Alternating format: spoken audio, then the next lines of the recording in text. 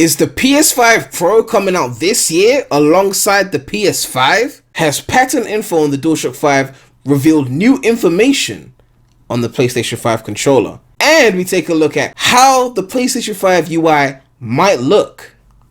Stay tuned, because this is REMulous roundUP.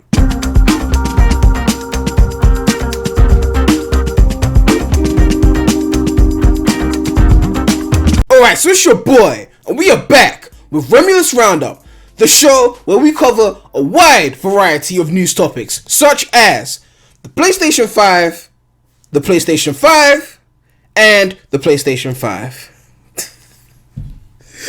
Oh god, man, I'm sorry. But yeah, we got some shit to talk about today, and I mean, come on, it's a new console generation. PS4 came out 2013. It's been a while. Of course, there's going to be a lot of next gen talk in these REMulous roundups until 2021. Then all we'll be talking about is, I don't know what we'll be talking about. We'll have to see. But nonetheless, we're gonna just jump right into this. We got the first article from Daily Star, and it says PS5 will release alongside PS5 Pro this year, claims trusted Japanese journalist. And I guess they decided that showing a PS4 Pro as an image would, be fitting. I don't know. A wild rumor this morning claims that Sony is set to release a PS5 Pro alongside its standard PS5 SKU this holiday.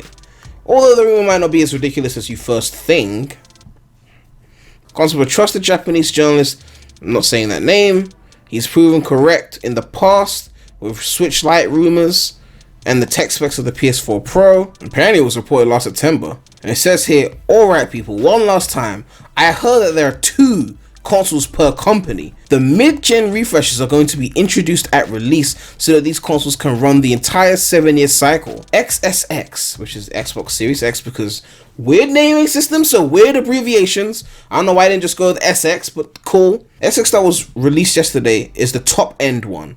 12 teraflops. There will be a base Xbox Series X that is slower than that one. Sony is releasing 2 PlayStation models. The base PS5 is 9 teraflops. The other one is also top of the line to compete with Xbox Series X top dog. This all makes sense now as to why people are getting mixed numbers for each of the platforms. I also heard that the top of the line models will be expensive. No shit. No pricing, but I guess around 600. Also, no dates on when the top models will come out. My guess is that they're going to release both models at the same time. They're saying that the Pro version could cost around $100 to $150 more than the base version. And Sony is taking a drastically different approach to launching the console because it has acknowledged the interest in a high-end model and wants to give players what they want right from the beginning of the generation. I think this makes a lot of sense because the whole point of the mid-gen refresh is that it was more affordable because they waited for the technology to get cheaper and then they make it, in a more affordable price, the console price, because consoles are always way cheaper than PC because apparently console owners don't want to spend PC money to get PC level graphics and shit, because I don't know, filthy casuals. I'm joking. So if they do it straight away, it means they're acknowledging those people that want the power now and are willing to pay for it now. And it's like, we don't want to wait half into the cycle just to get it. Give us that. If it's 600, 700, maybe even 800.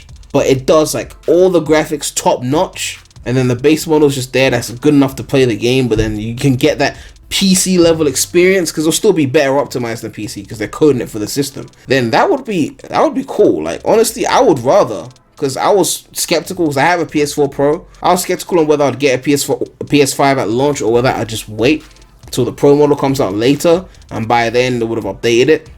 But if they do it this way, I could be comfortable knowing that if I get the PS5 Pro straight away, yeah, it will cost more, but your whole next 7 years, assuming they spend that long on console generation still, that you're set. It's gonna run the latest things and whatnot, but if they do a 180 and then drop some Pro Max bullshit, then you're fucked. You bought the Pro thing, that's the one, and they're going to drop an even better one halfway through, and it's like, I should have just gone with the cheaper PS5 and then gotten the Pro Max later on. So you never know what shit they could do. But assuming they don't do that and they keep to the Pro model and that stays, throughout the whole cycle, then yeah, they should be set. The question is, will it be able to last graphically for 7 years? Because I mean, as a PC user, I wouldn't use the same hardware for 7 years, even if I had the highest graphics card, which I did have a 1080 Ti when it was new, and I don't want to keep that for 7 years. How many years has it been? Like 2, 3 maybe that I've had it? Probably like 2 and a bit. Maybe they'll just gauge the month. Maybe people will get it, and if the power is good enough, then they'll keep it for the whole console generation. If not, then they'll be forced to bump it up and charge us more. Or maybe the console generation won't be 7 years again, because it's a bit ridiculous. I think anything over 5 years is pushing it.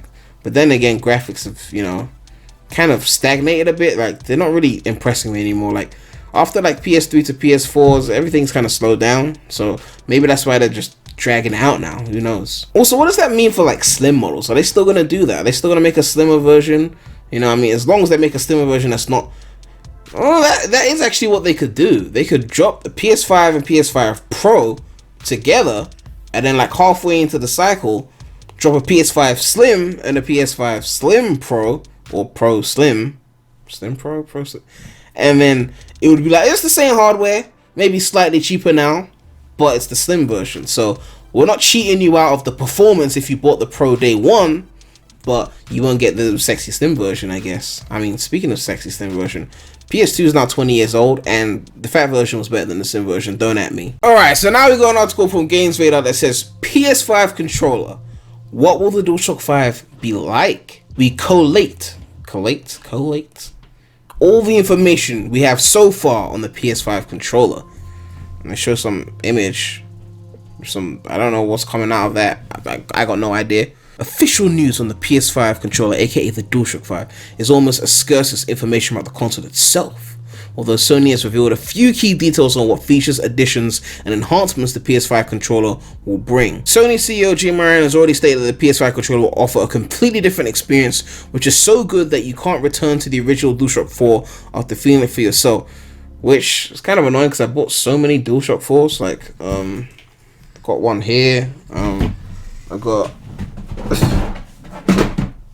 another one here, and I got like some behind my green screen. Then again, I broke one, which kind of annoyed me because it was kind of a limited edition thing. It was like the PlayStation anniversary, like gray one. But you know, I guess if the 5 is coming out, then well now. So they've gathered all the information they have from the official Sony news to patent filings and leaks in an attempt to bring together the fullest picture of the upcoming peripheral. It says here, the PS5 controller will feature haptic feedback. The pad will not only boast adaptive triggers similar to the current Xbox One controller, capable of offering varying resistance levels to stimulate things like shooting a bow and arrow, but also with advanced haptic feedback built into the grips. It's this that will allow you to feel more nuance in the vibrations in your pad than traditional rumble. I don't fully understand how haptic feedback works. Isn't like the iPhone shit where like you press the screen and it like vibrates to make it feel like you're pressing it? You know, that fake home button shit? You know, that could be a good addition, you know. Driving on the border between the track and the dirt, I could feel both surfaces.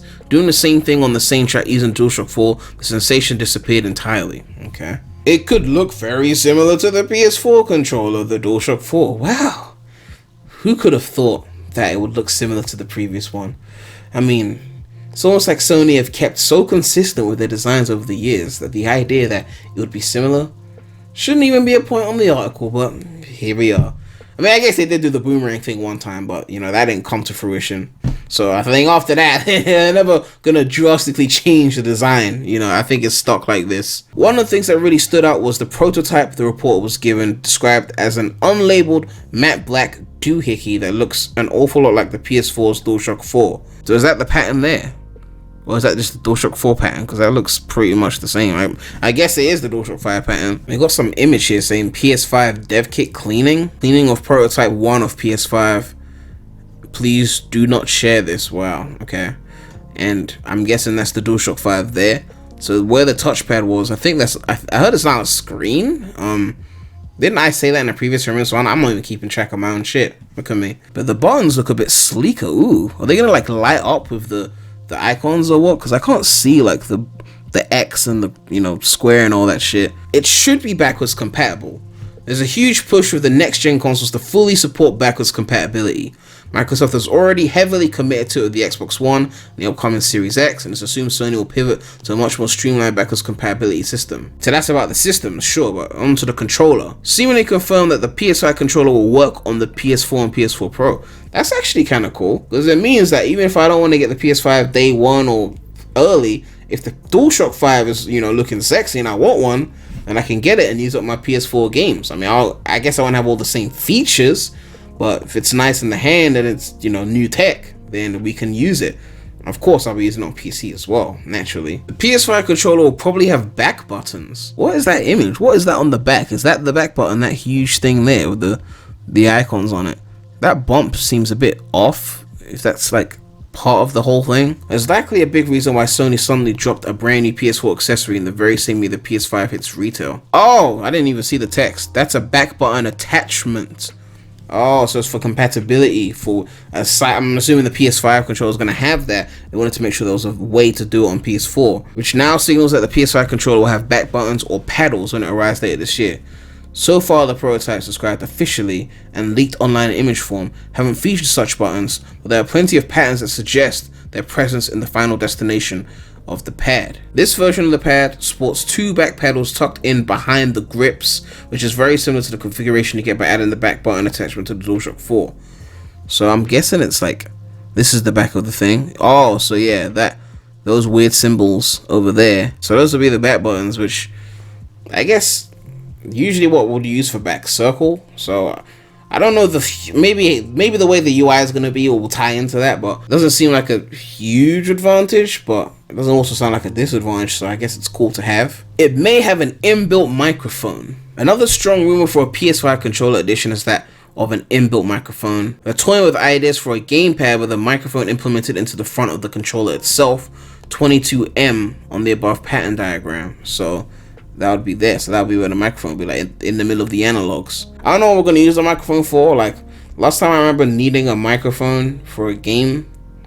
I mean, okay, obviously, if you play like online shit a lot, it would make sense. If you don't want to use a headset, I get that, I wasn't really thinking of that. But I don't do a lot of those kind of things. So for me, personally, last time I remember heavily using a microphone in a game was like Mario Kart DS, blowing up the balloons in battle mode.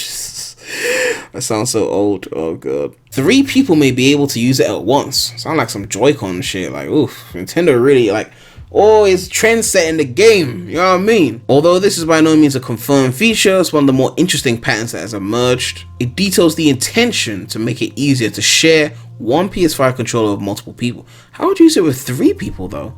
Like, for like a multiplayer game, like one person get the D-pad, one person get the left analog, one person get the right analog, like some fucking ruthless shit. Even going as far as to suggest that different buttons could be assigned to different players. The pattern references split controller gameplay, where a game might see one user in command of the analog sticks, another on the triggers, and a third controlling the DualShock's face buttons, together operating a single character. Oh, so it's not for multiplayer, it's for some single player, like some co-op shit where everyone's doing a little piece of the controlling and together controls the game. Probably going to be interesting for some weird gimmicky games or something. There's also a mention of turn-based sharing via the cloud, where different PSN account holders use the same controller on rotation. Oof, I mean, that's a pretty weird one. I mean, I'd have to see how they implement that. Seems very gimmicky, but we'll see. Then again, with all the features they added to the shit, it's gonna be so fucking expensive that maybe we'll need it. Can't afford to buy a PS5 Pro and 2-3 controllers to play with your friends. You're gonna have to share one. It's gonna have to alright, it's your section, Prem. It's your section, Dan. Alex, this your section. Oh my god. The PS5 controller may read your heart rate and sweat. Alright, now it's just getting ridiculous. This is based off another pattern. It suggests that the upcoming pack could use a biofeedback information to select between one or more options presented in a piece of content without the user having to provide further input. Electrodermic activity as a yardstick for one. Okay, I'm just getting confused now. Use your heart rate, pace, or the amount you're sweating to adjust the gameplay, where it would gauge through the controller's grips. That means that a horror game would make things less terrifying based on the quickening of my heart rate. That's not a cool feature. That's a pleb feature. So because my heart's beating, that means you're gonna make the game easier for me so that my heart rate. Come on, That better be some shit that you can off, right? I want to enjoy the full experience. I ain't trying to say, oh, your heart's beating a bit at this difficult section. Let me just, you know, give you some invincibility or whatever. Like, just a simple, nah, I can't be doing that. You got to play it the right way. You know, I sound like a gatekeeper. I'm not a gatekeeper, but, you know, still. It seems like more gimmicky shit that's going to cost us more money. Things that we're going to have to pay for on the controller that we probably won't use. You know, like the light bar on the PlayStation 4. They were hyping that up. Like, yeah, it's going to be in everything. Yeah, light bar, hype. And then it's just like a gimmick that only a few games really took advantage of. But we still have to pay for that light bar on the controller. And even worse than paying for it, the battery draining because of it. But I mean, these are some interesting points here. We'll see how many of them actually happen, how many of them don't, you know, because just because it's in a patent doesn't guarantee it's going to be used. But hopefully by E3 we find out what the fuck is going on, you know. And for the final piece of information, or it's a concept. It says PlayStation 5 video. Would you buy a Sony PS5 with this UI? The PS5 user interface concept video reveals our best look yet at what the Sony PlayStation 5 home screen could look like. And you can already see they put one in the banner here. In light of the news that the Sony PS5 is actually going to come in 2 variants, it feels more crucial than ever that the Japanese gaming hardware maker brings as many weapons to the next-gen war as possible. And one way that can be achieved is with a next-gen user interface on each maker's respective consoles. In terms of PS5 UI, this came to light recently when gamers started discussing a concept video on Reddit, with one linking in a video to a fresh concept design that shows just how the PlayStation 5 user interface would look and operate. It shows a depiction of what the PS5 home screen could look like and how its menu systems could be navigated. So let's see the video on Reddit now. Well, that's the UI. It looks really sleek and clean. I actually really like this UI. Definitely fits, you know, the Sony aesthetic. Continue game from save point. Start game. You got your whole. It's also inspired by the Switch layout. Like everything's just like on there in the front. You got the store. It shows the time you played the game, how many friends have it, how much space it takes. It looks pretty sleek. If it were to look like that, it would probably be my favorite of the UIs. I mean, I'm a bit nostalgic. For me, like, my favorite PlayStation UI is still the one that they used to use back on PS3 and PSP. That simple system of, like, the D-pad, you go left to right, and then you go up to down within each menu. I don't know, for me, I just like the simplicity of it. Not to say that I dislike the PS4 one, but PS3 one I just felt like it got straight to the point and it did it well, you know? The PS5 video shows a similar but streamlined take on the cross media bar. Oh, so it's the name of a PlayStation graphical. Oh shit, so that's the name of the PS3 thing I was just talking about, with the left, right, up, down thing, which is probably why I like the PS5 concept art. It also shows a UI that is streets ahead of that previous leak. What's the previous leak? And this one is apparently snapped from the PS5 dev kit. Oh yeah, that's definitely some dev kit shit. They're probably just like, yeah, use the PS4 UI for the dev kit. It's just a dev kit, you know. You couldn't actually expect it to look like that. The initial video was then followed by a second UI video on the same thread that shows the same setup with a little bit more navigation between titles. Don't know how they expect me to see this fucking small thing. Alright, let's see this. Yeah, so it just casually goes through the menus, changes the wallpaper. Yeah, pretty expected, you know. Is this a design that the vast majority of games will be happy with? Well, let me know what you guys think. I like this design. I'm fine with it. We'll have to see if Sony managed to outdo this or do something similar or inferior. Who knows? But it's definitely a good looking design. I would be completely fine if that was how it looked. I'm actually really excited for next gen, even as a PC fanboy and as someone who has barely gamed this year, to be honest. You know, I really hope that they just finally like brought us away on graphics, because I'm getting bored of graphics. Have become so boring in the 2010s. Like, they just kind of slowed down. There's some improvement, you know, like resolution and like frame rate have gone up like naturally, HDR. Like the actual graphical fidelity, I don't feel like we're getting that much closer to real life, you know. And also give us a new Prince of Persia game. I don't know why I'm bringing that up now, but I want a new Prince of Persia game, seriously. But yeah, I think that's gonna do it for this video. Let me know what you guys thought about the topics. You know, there's not really much to say on them. It's a lot of PlayStation 5 related stuff. Sorry, Xbox fans. If you want, you can tweet me some Xbox related, you know, news topics, and I might do a Xbox related REMulous roundup, or maybe just react to their events or whatever. But yeah, make sure to like, comment, subscribe, hit that bell. More content coming soon to the channel. But it's your boy, REMulous, Rem Gang. And I'm out.